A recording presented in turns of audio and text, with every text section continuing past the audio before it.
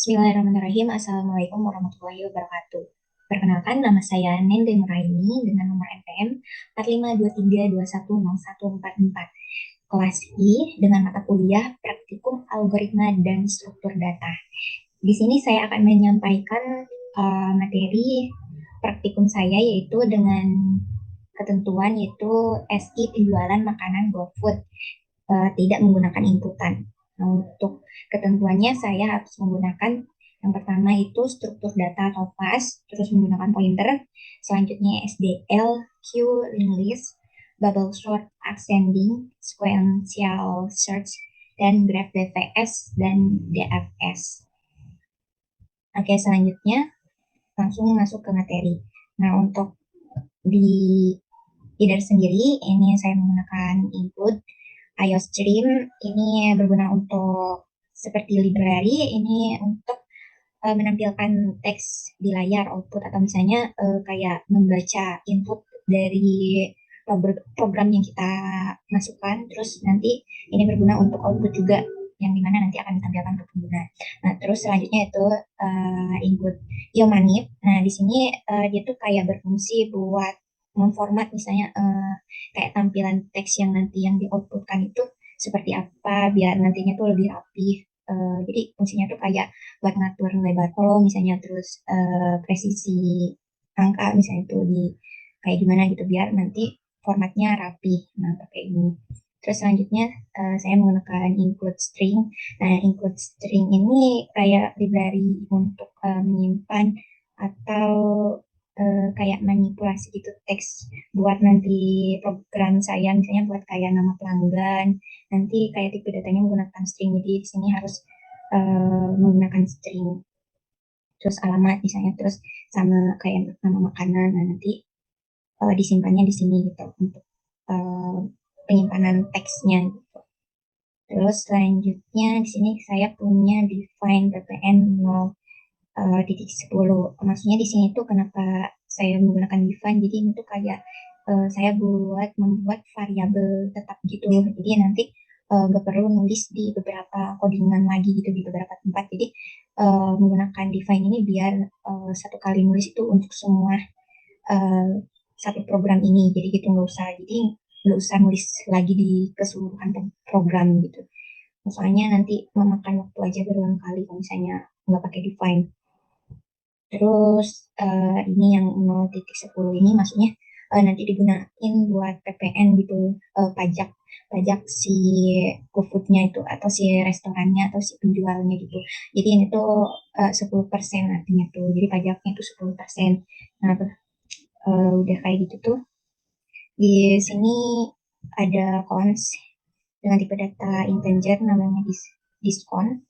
Nah, diskonnya itu jadi setiap pembelian nanti tuh ada ketentuan nanti misalnya beli berapa nanti bakal dapat diskon 25.000 misalnya gitu. Segitu kenapa pakai tipe data integer tuh karena ini tuh untuk bilangan bulat gitu. Karena yang 25.000 itu kayak buat harga misalnya dipakai buat kayak gitu terus jumlah misalnya total jadi bilangan-bilangan bulat seperti ini gitu. Bukan eh, jadi bilangan bulat seperti ini. Kenapa cons itu eh, biar si nilai ini tuh nggak berubah gitu pas pengaplikasian di program ini tuh biar eh, nggak keubah misalnya takut ada yang sama atau apa nanti nggak sengaja keubah misalnya itu jadi pakai cons. Oke, yang pertama di sini saya akan mendefinisikan struktur yang bernama menu item di mana di dalam struktur menu item ini ada beberapa atribut nih eh, yang dideklarasikan di dalam sistem ini. Yang pertama itu atributnya itu ID dengan tipe data integer. Jadi di dalam ID itu nanti bakalan nyimpen ID-ID dari si menu makanannya. Nah, kenapa integer? Karena ID kan biasanya itu bilangan bulat. Nah, jadi saya menggunakan tipe data integer di ID. Terus selanjutnya string name dengan tipe data string. Nah, jadi ini tuh kayak buat nyimpen nama si eh, nama si item atau nama makanan yang kita jual itu dengan menggunakan string karena bisa kan kalau nama nama makanan itu kan pakai teks ya jadi menggunakan string terus atribut yang ketiga kita punya phrase. Nah, jadi phrase ini untuk apa? Dia tuh untuk menyimpan data-data si harga dari si menu makanan tersebut. Nah, kenapa? Terus menggunakan tipe data integer juga. Kenapa? Karena kan harga pakai bilangan bulat ya. Nah, jadi menggunakan integer gitu. Terus selanjutnya kita punya struct range. Nah, ini tuh untuk apa? Jadi struct range ini untuk cabang-cabang restoran atau nanti tuh bakal ngerekomendasiin cabang-cabang restoran tuh ada di mana aja. Kayak gitu. Didefinisikanlah si branch ini. Terus di dalam si struct branch ini punya atribut apa? Atributnya tuh em, punya atribut yang pertama itu ID. ID itu untuk apa? Sama kayak tadi ya, untuk ID unik untuk setiap cabang. Kenapa pakai integer? Sama kayak tadi ya, ID kan biasanya angka nih, jadi kita pakai integer. Terus atribut yang kedua yaitu name. Name menggunakan tipe data string. Nah, name di sini itu kayak buat nyimpen data nama cabang apa aja si sistem ini tuh, si tokonya tuh punya cabang apa aja gitu. Nah, nanti disimpannya tuh di sini menggunakan tipe data string. Karena apa? Karena teks. Jadi menggunakan tipe data string. Selanjutnya itu ada struct customer. Nah, struct customer kita di sini akan mendefinisikan struct customer order. Nah, jadi ini tuh buat apa? Ini tuh kayak buat mengelola si pesanan pelanggan. Intinya seperti itu. Nah, eh, di struct customer ini kita punya beberapa atribut juga nih. Nama atributnya apa? Eh, yang pertama itu ada customer name atau nama si customernya tuh nanti disimpannya di sini di customer name menggunakan tipe data string karena dia berupa eh, huruf ya, huruf. Jadi dia menggunakan tipe data string sama yang kedua itu address juga menggunakan tipe data string. Nah, nanti setiap alamat si customer itu disimpan di address terus eh, menggunakan data string karena berupa huruf juga. Terus kita punya em, di sini kita punya array untuk menyimpan pointer menu. Nah, pointer menu, nah, nanti item-item yang dipesan oleh pelanggan itu akan masuk ke sini. Nah, udah kayak gitu, uh, kita juga punya array titis juga. Nah, ini tuh buat apa? Kayak buat nyimpen jumlah itu jumlah yang dipesan oleh si pelanggan tuh berapa. Nah, disimpan itu di sini. Nah, kalau di di sistem ini kayak dibatasin gitu tiga. Jadi harus tiga gitu, maksudnya tuh harus tiga. Terus yang juga si item juga harus tiga gitu. Terus ada ini yang quantity ini menggunakan tipe data integer sama karena kan bilangan bulat ya kayak quantity misalnya persen 1, 2, atau 3 bisa gitu sama kayak si total price juga. Nah, ini kayak buat nyimpen eh, total harga dari masing-masing si pembelian kita gitu. Terus ada bayar. Nah, bayar ini sama kayak buat nyimpen data berapa yang harus kita bayar. Nah, menggunakan tipe data integer karena menggunakan angka atau bilangan bulat. Nah, jadi menggunakan tipe data integer. Nah, selanjutnya kita punya type type def struct elm alamat alamat elemen ELM. Nah, jadi ini tuh buat apa? Ini tuh kita kayak mendefinisikan gitu, mendefinisikan tipe data baru menggunakan si type def ini. Terus uh, type def si ELM, di mana si ELM yang ini tuh adalah nama struktur. Jadi mendefinisikan type def ELM atau struktur ELM. Nah, terus eh, ini tuh data kayak pointer, pointer alamat LM tuh nanti ini tuh kayak dimasukkan datanya nanti ke si LM yang ini tuh, si pointer yang ini tuh. Nah, eh, terus selanjutnya kita mendefinisikan type struct ELM, ELM. Nah, jadi si struct ELM ini punya dua atribut nih. Yang pertama itu apa? Customer order container. Jadi ini tuh kayak dia tuh nyimpen objek dari si tipe customer order ini, atau objek, membuat objek dari objek yang ini. Nah, gitu. Nanti tuh ini tuh kayak isinya tuh kayak informasi, misalnya tuh informasi pesanan pelanggan. Nah, nanti tuh disimpannya di sini. Terus kita juga punya atribut yang namanya alamat ELM next. Nah, jadi ini tuh pointer alamat LM ini menunjukkan ke elemen berikutnya dalam linked list. Nah, nanti tuh next linked list itu. Oke, selanjutnya kita mendefinisikan type struct. Type struct si Q ini. Nah, ini tuh buat apa? Ini tuh buat antrian si Q.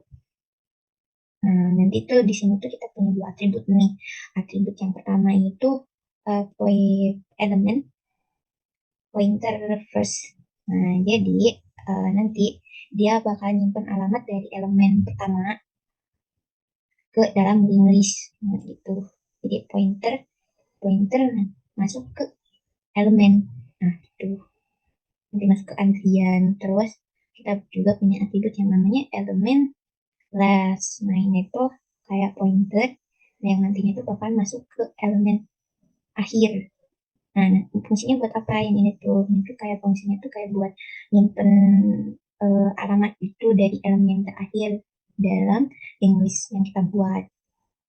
Terus di sini kita punya objek yang namanya Q. Nah, nanti yang ini semua tuh nanti disimpannya di Q. Jadi ini tuh kayak buat kayak elemen buat antrian gitu. Nah, yang oke, selanjutnya kita masuk ke fungsi pertama, yaitu fungsi buat kosong dengan parameter Q dan enter key. Nah, ini tuh buat apa sih fungsi ini tuh? Si fungsi ini tuh kayak membuat sebuah Q kosong. Nah, jadi nanti ini tuh kayak buat mengatur si pointer yang first ini dan last pada Q. Nah, nanti bakal menjadi null. Nah, ini tuh artinya tuh kayak nandain bahwa si Q ini tidak memiliki elemen atau null. Nah, gitu. Oke, selanjutnya itu ada fungsi is kosong dengan parameter Q, key. Nah, ini tuh si fungsi ini tuh buat apa? Jadi fungsi ini tuh kayak buat meriksa gitu, apakah si Q yang ada di sini tuh kosong apa enggak. Nah, nanti caranya tuh kayak dia tuh meriksa apakah si first dari si Q ini kosong atau null. Nah, nanti jika first ini sama dengan null, nah nanti tuh dia bakal ngembaliin true atau Q kosong. Nah, misalnya kalau misalnya jika tidak, nanti dia bakal membalikannya lagi tuh ke false gitu. Nah, selanjutnya kita punya fungsi lagi nih, namanya fungsi CML elemen dengan parameter Q-key. Nah, ini tuh fungsinya tuh buat apa? Fungsi yang ini tuh kayak buat menghitung jumlah elemen yang ada di dalam si Q itu, di dalam antrian.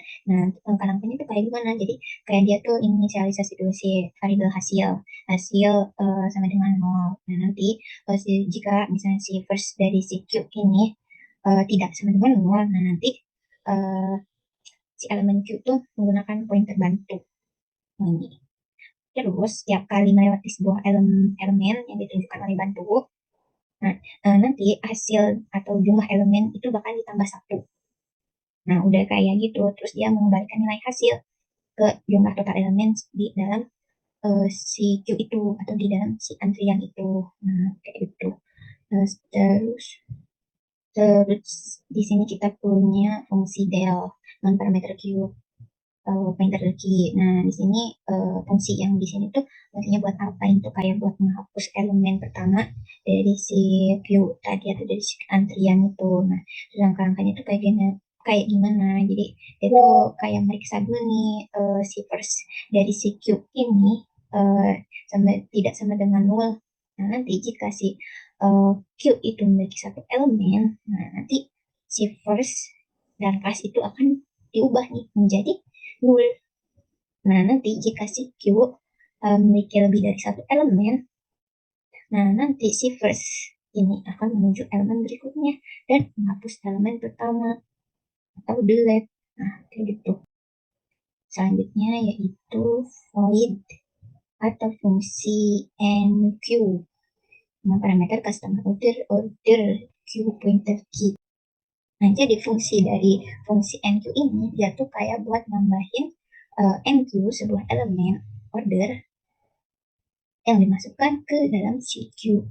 Nah, terus caranya gimana? Jadi dia tuh kayak membuat elemen baru ini baru untuk menyimpan si order. Nah, jika jika si queue ini kosong atau key, nah maka si first sama si last ini diatur nih untuk menuju ke si elemen baru, elemen. Nah, jika tidak kosong, nah nanti bakal nyambung ke elemen baru kelas dari si queue terus mengubah si last ini untuk menuju elemen baru. Nah, jadi gitu fungsi dari si fungsi enq ini. Selanjutnya, kita di sini akan menjelaskan tentang fungsi customer order queue dengan parameter queue key. Nah, jadi di fungsi ini tuh buat apa dibuat? Jadi itu kayak buat menghapus elemen pertama dari si queue, dari si antrian key, dan mengembalikan alamat elemen dari elemen yang ada di dalamnya. Nah, buat langkah-langkahnya tuh kayak gimana? Jadi dia bakal meriksa dulu tuh si first dari si queue ini tidak sama dengan nol. Nah, nanti dia bakal hapus elemen pertama menggunakan apa? Menggunakan delete. Terus dia bakal nyimpen data di kontainer dari elemen yang dihapus. Ini kontainer dari elemen yang dihapus ke dalam variabel order, ke dalam variabel order yang ini. Nah, kalau udah kayak gitu, terus dia bakalan menggeser first ke elemen berikutnya untuk mengatur si first sama si last ini jadi nol, jadi kosong atau nggak ada jika si Q hanya memiliki satu elemen aja. Terus ya jika si Q ini hanya memiliki satu elemen, dia bakal mengembalikan alamat dari order, return order. Selanjutnya di sini kita memiliki fungsi bubble sort item dengan parameter customer order dan order. Nah, jadi fungsi ini tuh buat apa? Dia tuh buat mengurutkan item atau apa yang kita jual di sistem ini berdasarkan uh, berdasarkan total harga atau si price quantity menggunakan algoritma bubble chart di sini. Jadi pertama-tama kita buat dulu literasi I sama dengan 0. Nah, I sama I kurang dari 2. Jadi antara 0 sampai 1. Terus yang kedua kita literasi juga si C ini sama dengan 0. C kurang dari 0. Jadi 0 sampai 1 terus dikurang I. Nah, nanti di dalam ini tuh bakalan kayak dibandingin gitu. Dibandingkan antara si total harga atau si total price dari si item J dan item J plus 1. Item J plus 1. Nah, nanti jika si total price dari si item J ini lebih kecil dari si total price dari item si J plus 1, maka dia bakalan nuker atau swap si item J dengan si item J plus 1. Nah, terus dia juga bakalan nuker juga si swap, ditukar si quantities dengan quantities J plus 1 kalau misalnya dia lebih kecil gitu. Akan ditukar jadi gitu. Selanjutnya, kita di sini punya fungsi print menu. Nah, di sini kita itu mencetak header untuk si menu itu header untuk si menu itu dengan nama pilihan menu yang tersedia. Dan nanti selama i ini kita literasikan i sama dengan 0. Nah, selama i kurang dari n, maka dia bakalan mencetak si item ID, terus mencetak si ID, terus nama ID-nya, terus nama, terus sama item i atau price, harganya berapa. Oke, selanjutnya di sini kita memiliki fungsi lagi nih, fungsi menu items, Squentel search. Nah, di sini tuh buat apa? Di sini tuh fungsinya tuh kayak buat melakukan pencarian pada saat kita memasukkan si ID item kita itu atau si ID si menu yang kita pilih. Nah, melakukan pencarian berurutan dengan sequential search ya berdasarkan ID ya, ada tulisan di sini. Jadi kayak gimana? Jadi yang pertama kita literasi dulu si I itu sama dengan 0. Nah, nanti kita bakal ngebandingin nih ID pada setiap item dengan ID yang kita cari. Terus kalau misalnya si ID-nya kayak ditemukan, nah nanti dia akan kembali ke si alamat item si I ini. Return si I ini akan kembali ke si item I ini alamatnya. Nah, udah kayak gitu tuh nanti jika tidak ada ID yang cocok, dia bakalan ke si ini, si null lada.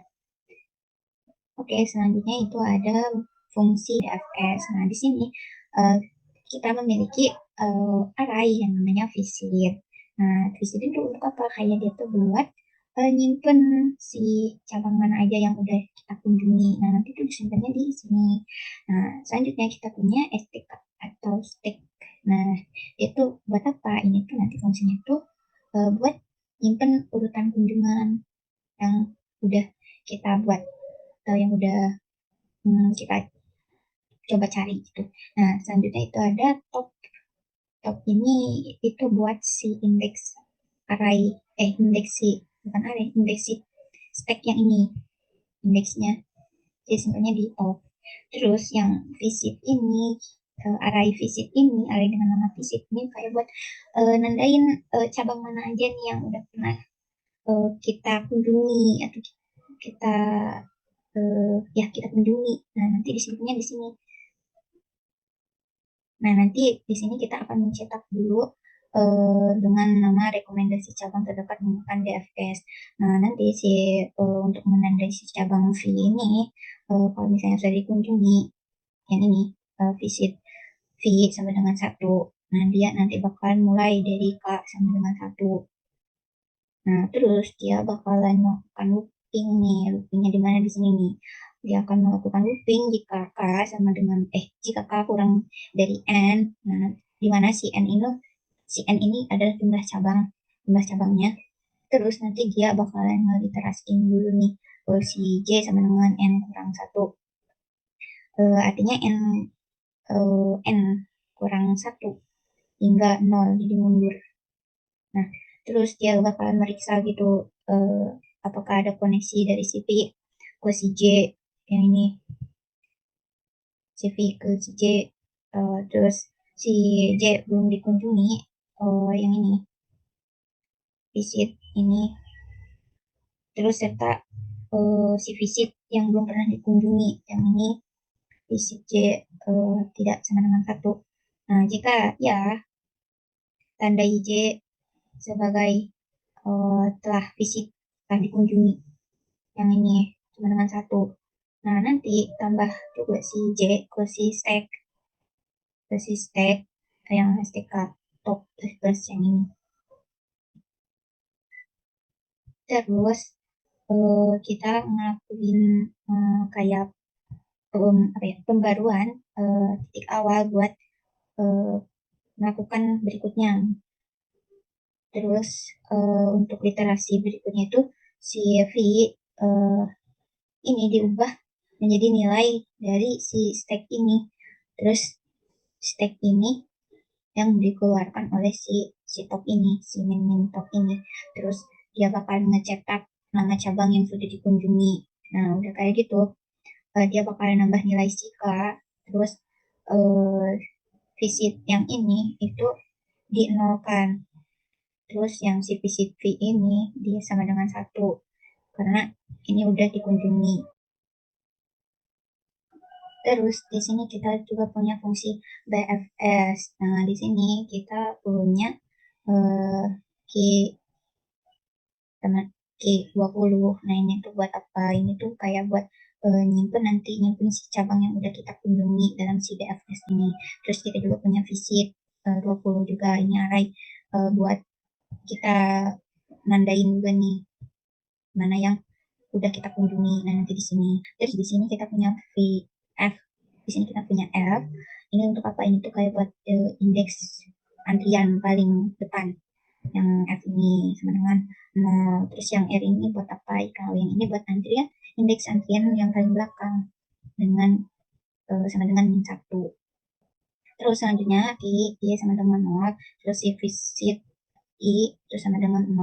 Nah, terus nanti kita bakal mencetak headernya itu rekomendasi cabang terdekat menggunakan BFS.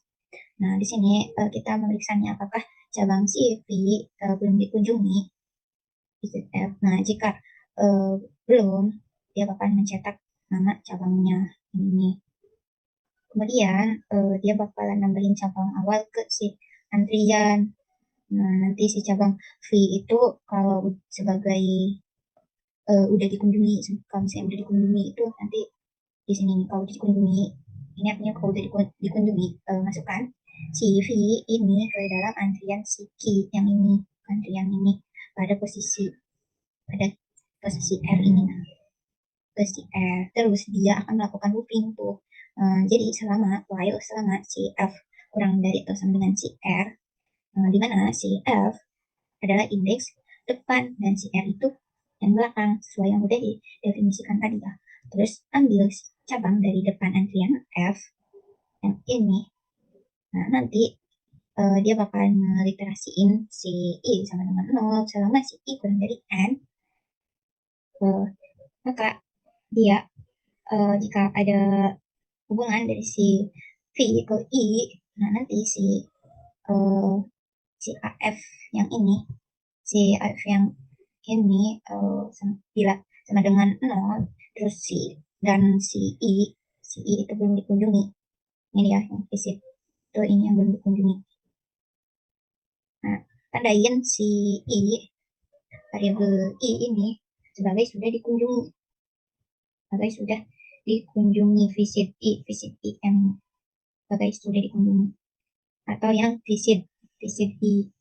Nah, nanti si visit I itu bakal masukin si I ini ke dalam si Q pada posisi si R, pada si R yang ini. Nah, jika si I-nya itu belum dikunjungi, dia bakalan mencetak nama cabangnya.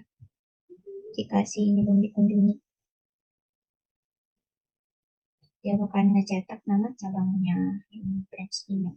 Selanjutnya itu ada fungsi yang namanya add. Nah, di sini itu fungsinya itu buat apa? Jadi di sini tuh dia fungsi buat memasukkan apa aja yang nanti akan masuk ke dalam antrian.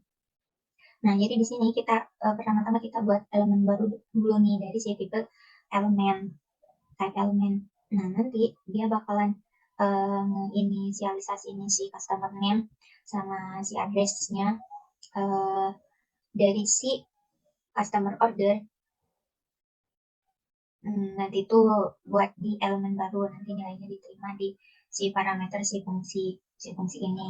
Nah, nanti dia bakalan nyalin si item sama si kuantitasnya tuh dari di sini nih, di yang ini saat dia ngelakuin looping dengan si for.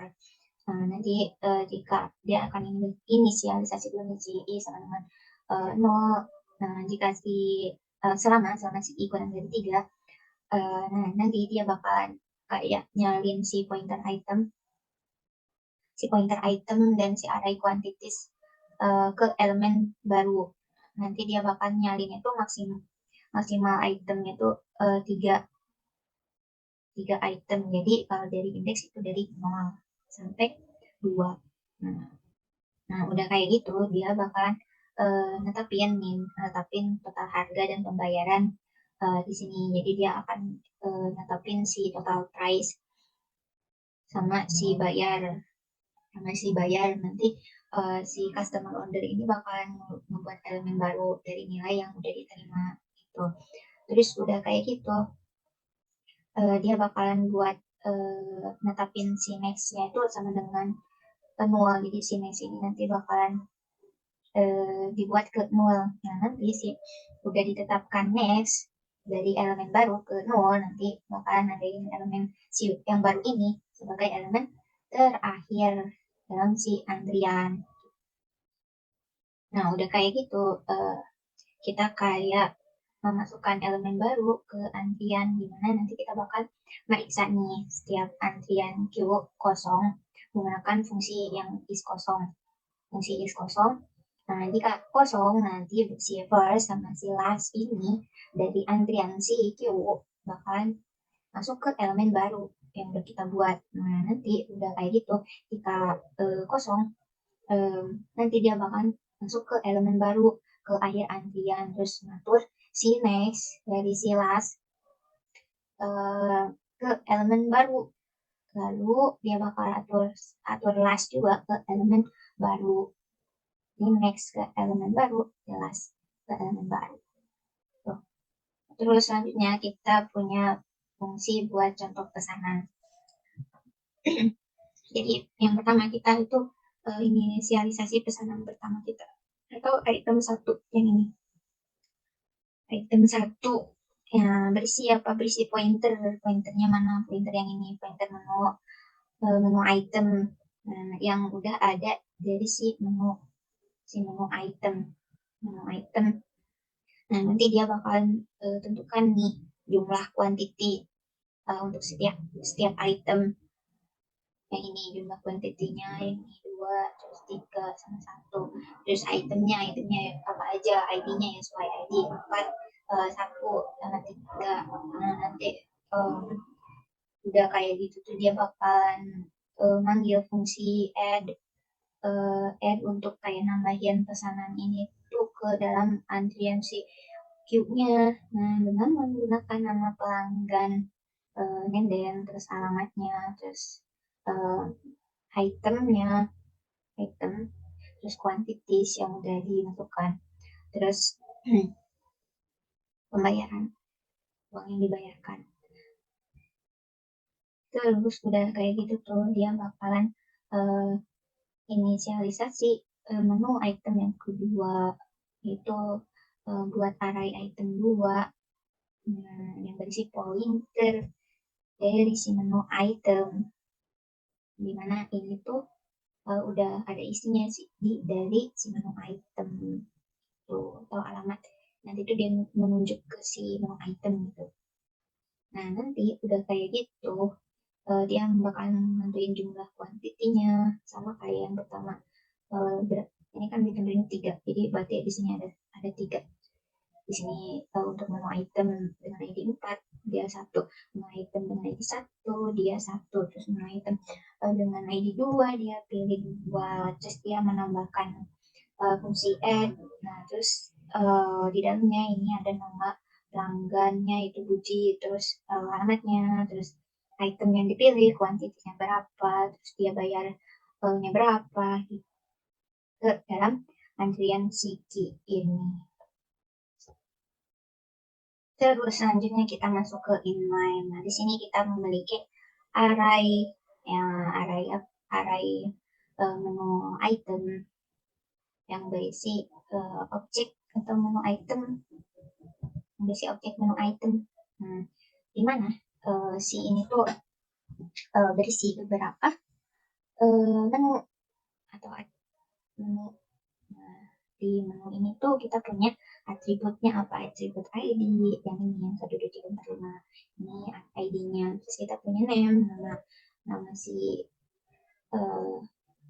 apa yang kita jual, terus price, harganya di sini. Terus udah gitu kita inisialisasi si queue atau si antrian queue. Kita buat antrian queue dan kosongkan menggunakan fungsi buat kosong.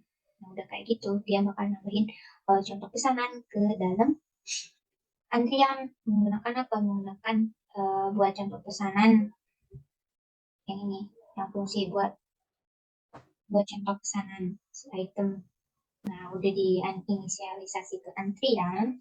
Selanjutnya dia bakal mengolah pesanan dari si antrian yang ini, yang current order, customer order. Nah, udah kayak gitu, dia bakal ngelakuin looping dengan menggunakan while looping untuk setiap pesanan yang kita pesen atau yang orang pesen. Nah, nanti dia bakal ngambil pesanan berikutnya dari antrian si DQ, si DQ ini. Nah, jika tidak ada pesanan lagi, maka dia bakalan null, terus si loopnya bakalan berhenti. Terus di sini kita memanggil fungsi bubble short yang tadi, yang menu item, memanggil fungsi bubble short yang tadi buat ngurutin si item ke dalam pesanan berdasarkan total harga, harga per item atau harga per menu itu dikalikan dengan jumlah. Jadi berdasarkan si total yang itu. Kemudian di sini kita bakal mencetak detail pesanan. Nah, nanti kita bakal mencetak selamat datang. Terus kita juga bakal mencetak current order dan customer name. Udah kayak gitu, print atau mencetak si menu item. Udah kayak gitu, kita juga mencetak kata-kata Anda memilih makanan. Nah, nanti di sini kita bakalan selama si i sama dengan 0, jika si i sama dengan 0, selama si i kurang dari 3, nanti dia bakal mencetak si item name. Misalnya kita milih menu apa, nanti sebanyak kuantitinya berapa, terus nanti bakalan dicetak seperti itu. Nah, terus nanti di sini kita juga kayak mencetak detail pesanan, terus mencetak juga nama Anda. Nama Anda di sini kita memanggil yang ini, customer name. Terus address, alamat kita. Nah, selanjutnya nanti jika si i sama dengan 0, selama si i kurang dari 3, maka dia bakalan mencetak detail pesanan, namanya apa, terus kuantitinya berapa, terus si item item price atau si harganya berapa, terus nanti totalnya berapa. Nah, ini kita menggunakan set way buat kayak ngerapiin aja, nanti biar rapi keluarannya. Terus di sini kita punya variabel ongkos kirim yang jumlahnya itu, ongkos kirimnya itu 15.000. Nah, disebutnya di ongkos kirim. Terus kita juga punya variabel yang namanya makan. Nah, ini tuh buat total dari pembelian yang udah kita beli tadi tuh totalnya berapa semuanya. Terus di sini kita juga punya pajak yang nanti bakal dihitung jadi total kita makan tadi dikali sama PPN-nya. Terus kita hitung pajak total price, pajak plus ongkos kirim. Nah, nanti kita bakal mencetak ongkos kirimnya berapa, terus si pajaknya berapa, cetak pajaknya berapa, terus totalnya berapa. Nah, di sini dikasih current order, si quantities 0 plus order quantities 1 sama quantities 2 lebih dari 4. Jadi yang tadi ya, jika si quantitiesnya itu lebih dari 4, jika ditambahkan semuanya, maka dia bakal dapetin diskon yang udah kita buat tadi di awal, yaitu 25.000 kalau pesannya lebih dari 4. Terus kita di sini mencetak diskon potongan harga, yaitu diskon. Nah, diskonnya berapa, terus udah kayak gitu. Kalau misalnya dia dapat diskon, bakal muncul diskonnya berapa. Kalau misalnya enggak, dia bakal nggak muncul di sini. Terus nanti kita bakal mencetak total pembayaran setelah diskon kalau misalnya dia dapat diskon total price ini. Nah, udah kayak gitu, di sini kita memiliki variabel bayar yang sama dengan si current bayar, terus pembalian sama dengan bayar dikurang si current order total price. Nah, nanti kita bakal mencetak uang yang si pembeli bayar, misalnya bayar berapa yang tadi, yang di atas tadi. Terus nanti bakal mencetak uang kembaliannya berapa. Nah, kembalian itu yang ini dicetak terus ini, terus yang bayar ini nanti dicetaknya di sini. Nah, udah kayak gitu. Di sini juga kita mempunyai array yang namanya branch. branches tiga, yang isinya itu tiga.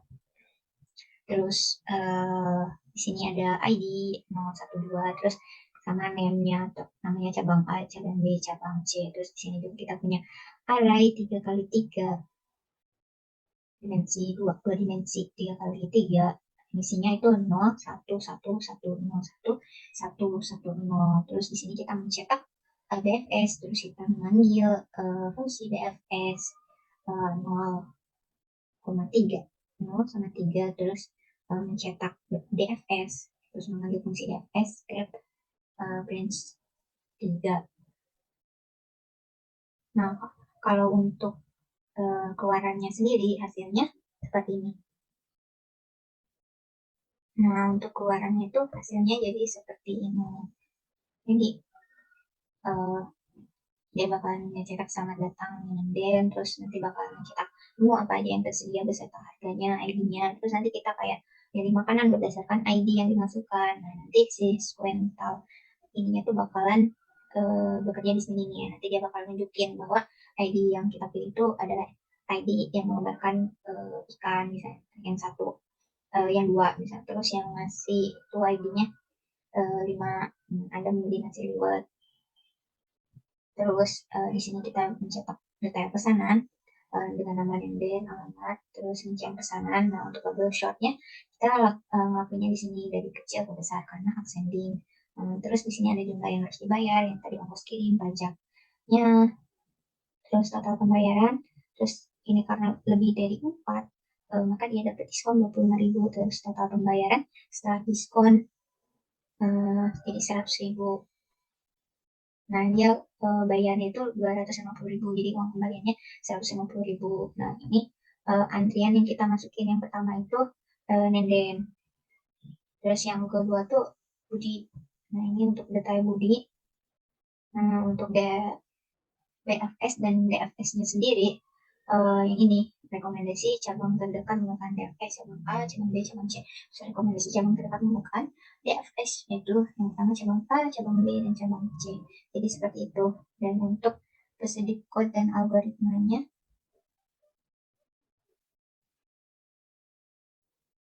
dan untuk prosedur code-nya seperti ini.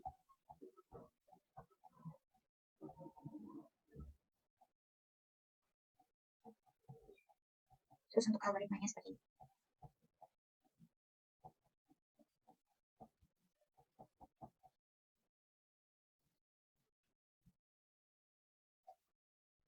Oke, sekian penjelasan dari saya.